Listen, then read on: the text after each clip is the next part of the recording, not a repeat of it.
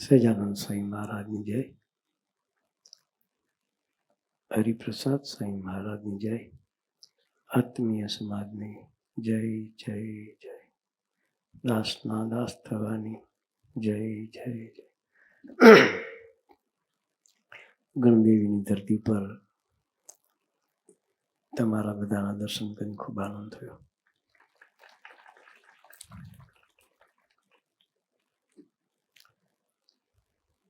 ચિદાનંદભાઈએ સમાજનું દર્શન કરાવ્યું. ગરીબ પણ બધા મરણિયા છે.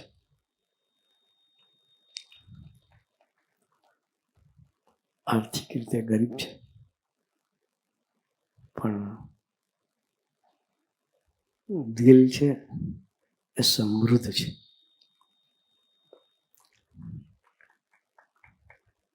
આર્થિક રીતે ભલે ગરીબ રહ્યા પણ દિલ સમૃદ્ધ છે. સાચી સમૃદ્ધિ એ છે.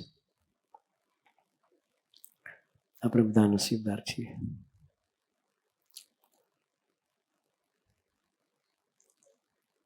કે આવા યોગમાં બેઠા છીએ.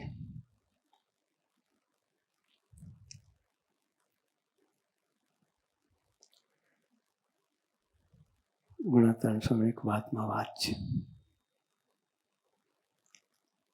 મોરે તો મુમુક્ષુ ભગવાનને ખોડતા. મોરે તો એટલે જૂના જમાનામાં સતયુગ દ્વાપર ત્રેતાયુગની વાત છે.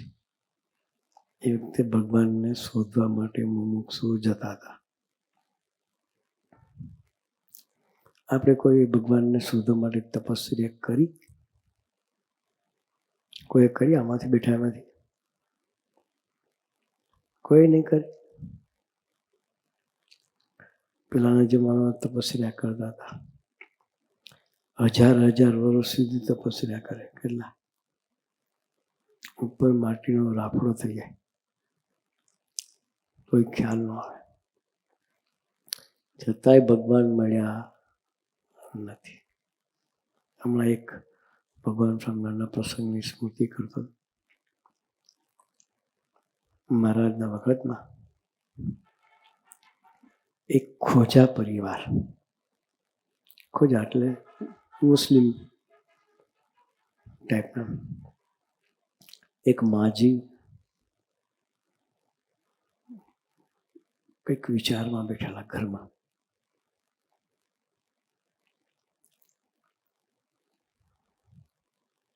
એને 4-5 દીકરાઓ. દીકરાએ પૂછ્યું કે માજી આજે તું કોઈક વિચારમાં છું કે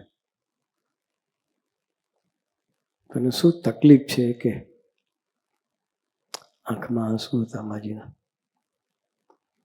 તને કઈ દર્દ હોય તો કે અમે તારા દીકરા બેઠા છે એને તું ચિંતા શું કામ કરે છે? માજી બેઠા હતા એક વિચારમાં કે ભગવાનનું ધામ. વાત સાંભળી છે તો ભગવાનનું ધામ જોયું નથી, ભગવાન જોયા નથી.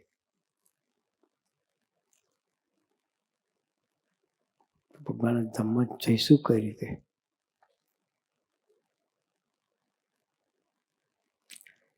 એના વિચારમાં એ ડોસીમાં હતા. એટલે છોકરાએ કહ્યું કે કઈ તકલીફ હોય કે ના કોઈ તકલીફ નહીં, તું વિચારમાં બેઠી છું કે. માને છે કે છોકરાને શું કહું હવે? ભગવાનના દર્શન, ભગવાનને શોધવાની વાત છે તો છોકરાને શું કહું? એટલે છોકરા ના કશું નહીં.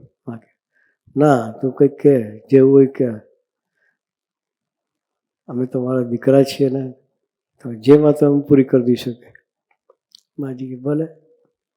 માજી કહ્યું હું ભગવાનના વિચારમાં છું, ભગવાન જોયા નથી. ભગવાનના ધામમાં જઈશું કે ભગવાન તો જોશે ને. છોકરા એકદમ ભલા ભોળો છોકરા હોય. એકદમ છોકરા કે માં અમે શોધી લાવીએ ભગવાનને કે. ભગવાનને શોધવાના. એટલે 4 છોકરાઓ ચારે ઘોડો લઈને નીકળ્યા. માને કે માં આશીર્વાદ આપ કે અમે ભગવાનને ખોડી લાવીએ કે અમે ભગવાનને ખોડી લાવીએ, તું આશીર્વાદ આપ. માં કે ભલે. છોકરાઓને ઉમંગ છે. છોકરાઓ 4 નીકળ્યા ઘોડા લઈને 4 જણા. ગામની ભાગોળે ગયા. પછી વિચાર આવ્યો કઈ બાજુ જઈશું? પૂર્વમાં જઈએ, પશ્ચિમમાં જઈએ, ઉત્તરમાં જઈએ કે દક્ષિણમાં જઈએ? ભગવાન છે કઈ બાજુ? હવે એડ્રેસ વગર જવાનું હોય તો? એડ્રેસ હોય તો લોકેશન નાખીએ તો ગૂગલ બતાવી દે કે આમ જાઓ. એડ્રેસ જ ના હોય તો? ગૂગલનો જમાનો નહોતો. સર્ચ કરવાનો હતો તો તમે ગૂગલમાં સર્ચ કરો તો બી નીકળે. હા, એટલે એ જમાનો નહોતો. છોકરાએ વિચાર કર્યો શું કરીએ? પછી 4 જણને એક જ વિચાર આવ્યો કે આપણે ઘોડા છૂટા મૂકી દો, જે બાજુ લઈ જાય એ બાજુ આપણે જવું. ઘોડા જે બાજુ લઈ જાય એ બાજુ જવું. એટલે ઘોડાને છૂટા મૂકીને લગામમાં છૂટી મૂકી દીધી. ઘોડા ચાલતા રહ્યા. સાંજ પડી ગઈ, સંધ્યા ટાઈમ થયો. વચ્ચે ઉભા રહી ગયા. આગળ આવી ગયું, પાણી જેવું લાગ્યું. આગળ જોયું તો દરિયો. આગળ જવું ક્યાં? દરિયાથી આગળ તો જવાયું હતું. પછી ત્યાં બેસીને ભગવાનને પ્રાર્થના કરી. ભગવાને જોયા નહોતા પણ દિલનો પકાર હોય ભગવાનને પ્રાર્થના, હે પ્રભુ અમે તને શોધવા નીકળ્યા છીએ,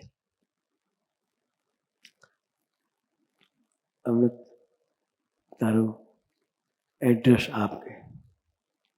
ભજન કર્યું છે. એવામાં 4-5 સંતો ત્યાંથી પસાર થયા. એને એવું લાગ્યું આ છોકરાઓને કે આ ભગવાનના ફિરસ્તા છે. કે કોણ છે? ભગવાનના ફિરસ્તા છે. એટલે એણે ઊભા રાખ્યા સંતોને.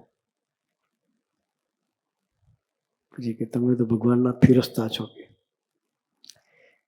અમને ભગવાનનું એડ્રેસ જોઈએ છે, ભગવાનને શોધવા નીકળ્યા છે. તમારી પાસે છે ભગવાનનું એડ્રેસ? કે તો અમને આપો. કે સંત ભગવાન સ્વામિનારાયણના સંત પરમહંસો હતા. એને કહ્યું અમે ખુદાની પાસેથી જ આવીએ છીએ કે, અને એ ખુદા અત્યારે ગઢડાની ધરતી પર રહે છે, અમે ત્યાંથી જ આવ્યા છીએ. પછી એનો એડ્રેસ આપે છે. એ લોકો ઘોડા વળે ગઢડા બાજુ જાય છે. ભગવાન જાણે એમની રાહ જોઈને બેઠા હોય એમ 4 દીકરાઓ જાય છે ભગવાનને. પછી રસ્તામાં જતા જતા વિચાર કરે છે કે ભગવાન છે કે નહીં એ આપણને કેમ ખબર પડશે? કે આપણે નવા પ્રવેશ માગીએ છીએ, આ બાજુ આપણને કોઈ ઓળખતું નથી, પણ આપણા નામ દઈને બોલાવે તો માનીએ કે ભગવાન છે. પછી 4 ભગવાન પાસે જાય છે.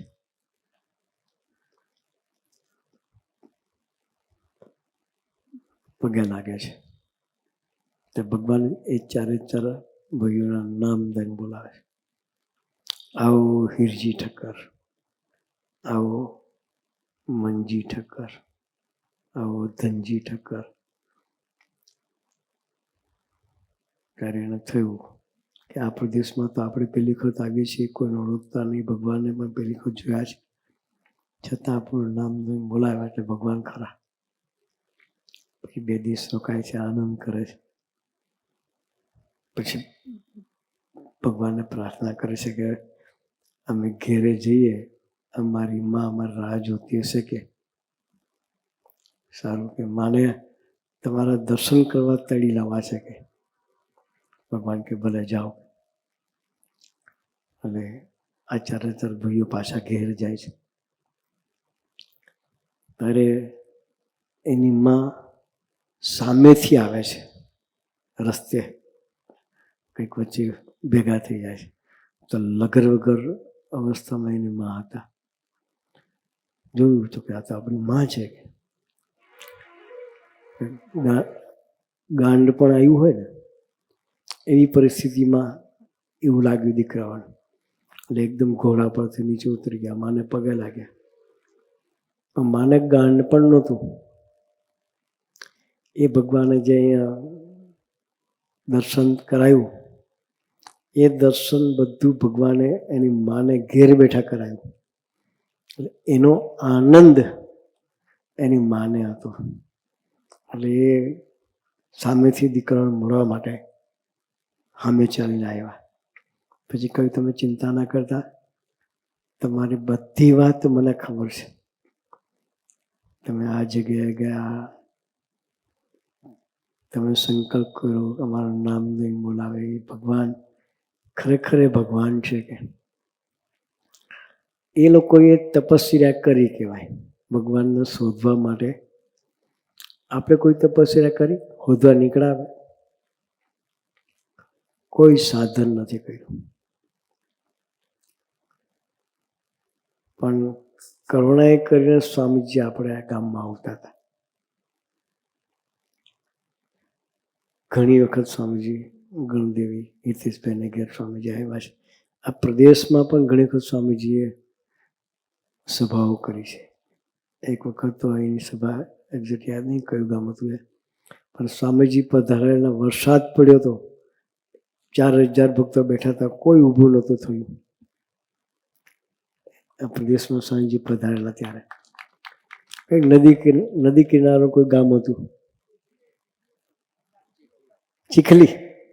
ચીખલીમાં. Yes, good. એવા બધા ખાનદાન અને મરણિયા સેવકો છે. ગમે એટલો વરસાદ પડે પણ અનરાધાર પુરુષ પધાર્યા હોય તો આ વરસાદને જેમાં પલરવાનું છે, જેમાં ભીંજાવાનું છે, એ પુરુષના દર્શન થતા હોય તો એને મૂકીને ક્યાં જઈએ? પણ બધા ચાલુ વરસાદે સ્વામીજીની પરવાનીનો લાભ લીધેલો. એવો વિવેકી ભક્તિ પ્રધાન આ પ્રદેશ છે. એટલે અહીંયા ઉમંગથી તમારા બધાને દર્શન કરવાનું મન થાય છે. અને ખાસ તો તમારા બધાને દર્શન કરવા આવ્યા છીએ.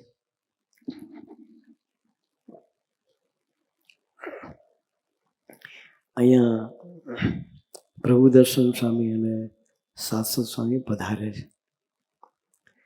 બંને દિલદાર સાધુ છે. હિતેશભાઈ ને ચિદાનંદભાઈને જે વડીલો આપણને આપ્યા છે એ પણ દિલદાર છે. આ સરસ માવતરોની આપણને ગોદ મળી છે. તો આપણે કંઈ કરવાનું છે નહીં, ગોદમાં પડી રહીને આનંદ કરવાનો છે. સર્વમંગલ સ્વામીએ વાત કરી, સંતોનું વિચરણ શાને માટે હોય? આપણામાંથી બહાર કાઢવા માટે. શા માટે ભાઈ?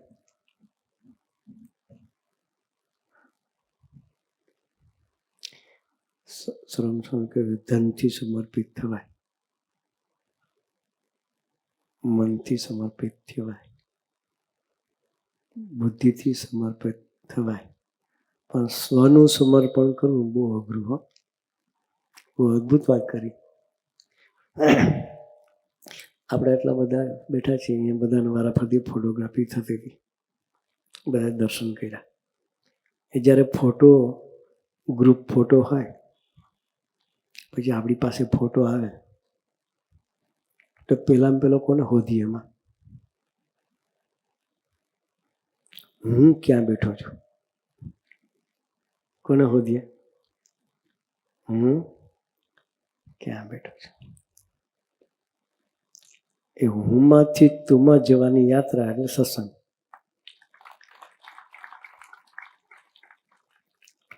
આખી જિંદગી દરેક વ્યક્તિ જન્મે છે ત્યાંથી મરતા સુધી હું જ કર્યા કરે. શું કરે? મેં આ કર્યું, મારે આ કરવા છે. સ્વામી વાતમાં એક વાત છે ચિદાનંદભાઈ,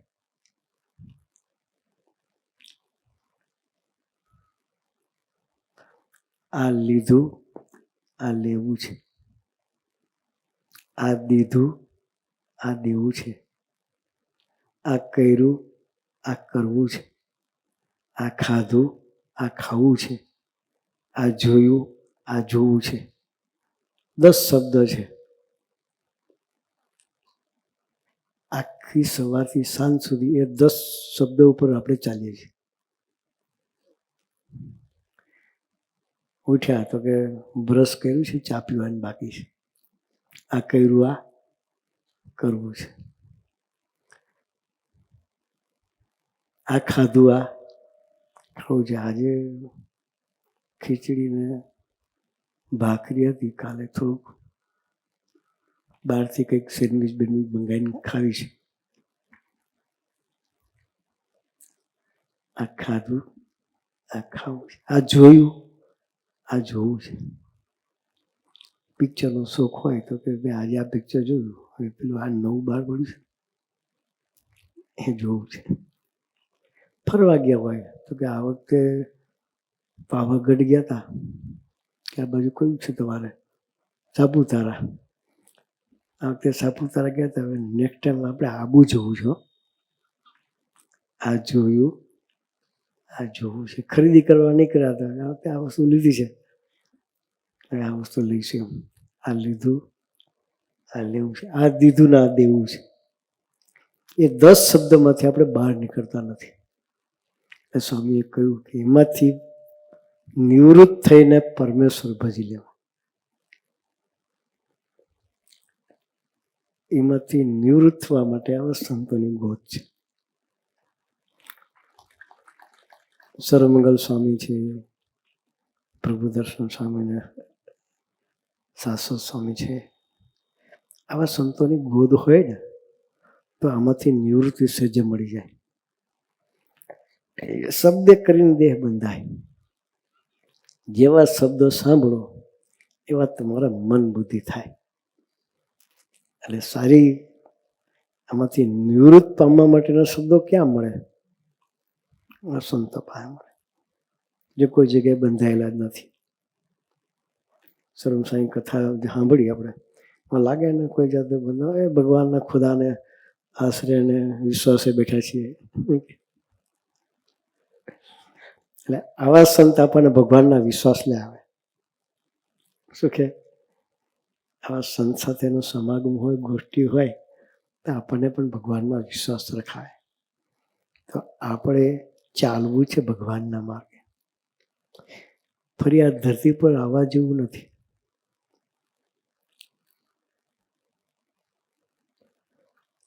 છેલ્લો જન્મ કરવો છે. સ્વામીજી ઘણી વખત કહેતા હતા કે આપણે છેલ્લો જન્મ કરી લેવો છે, ફરી આ લોકમાં આવવું નથી. કારણ કે એની હજામત, નાના થયા, જન્મ થયા, ટાબરિયાનો ના આવ્યા, પછી નિહાર જવાનું, ભણવાનું, એ 15-20 વર્ષ બગાડવા, પછી ભણ્યા પછી નોકરી મળે કે ના મળે, ભણ્યા પછી કોઈ સિક્યોરિટી નહીં હોય. માસ્ટર પૂરું કર્યું તો નોકરીના ઠેકાણા હોતા નથી. નોકરી મળે તો છોકરી ના મળે. એટલે આ સંસારમાં આ લોકમાં ફરી આવવા જેવું નથી. છેલ્લો જન્મ કરી લેવાનો. ભગવાન આપણને ધરતી પર મોકલે છે આપણી આત્માની યાત્રા ભગવાન તરફ ચલાવવા માટે.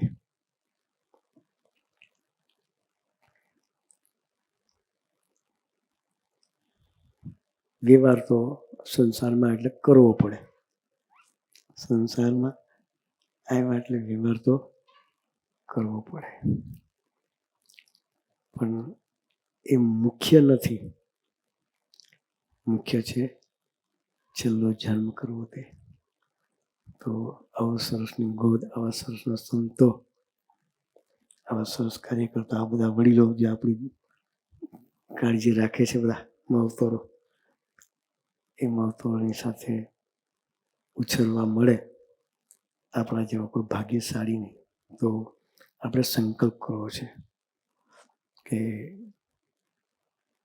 ભગવાન સાથે સંબંધ કરી અને છેલ્લો જન્મ કરી લેવો છે. તો ગુરુ હરિ આપણને સૌને સંતોની ગોદમાં પડી રહી અને ભગવાન તરફની યાત્રા કરવા માટે ખૂબ ખૂબ ખૂબ બળબુદ્ધિને શક્તિ આપે, એ જ પ્રાર્થના સહજાનંદ સ્વામી મહારાજની.